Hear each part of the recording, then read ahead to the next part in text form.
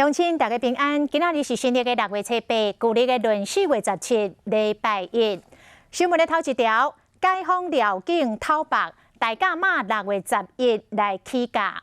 大甲马的辽境本地是农历的3月要来举办，受到新冠病毒的影响来延期。随着疫情平稳，疫情指挥中心来宣布开放1000个人规模的辽境。所以，镇南宫嘛快速来决定要来辽境咯，随讲就随行。大甲马起价时间就定伫个6月11，这个礼拜4，啊6月20，也就是后礼拜6来回銮。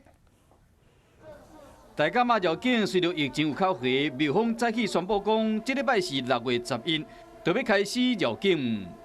是咱这个6月11，啊，就是这礼拜，拜4啊，11点就要来起价。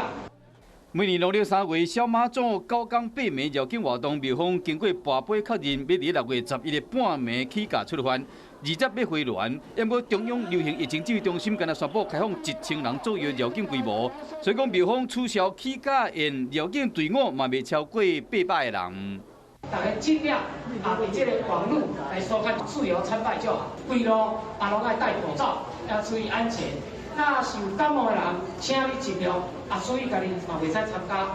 另外，共款因为疫情延期绕境的苗栗白沙屯宫天宫的妈祖庙方嘛加卫福部化工，即嘛是进行活动上好的时刻，希望讲赶紧全面的解禁。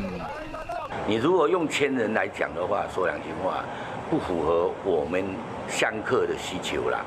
镇南宫表示讲，绕境时会确认参加民众的身体状况，若有发烧的就袂使参加。不过，大甲马绕境当年拢有吸引几10万人参加，民众若是主动去参加，庙方敢有法度去控制，即嘛考验工作团队的应变能力。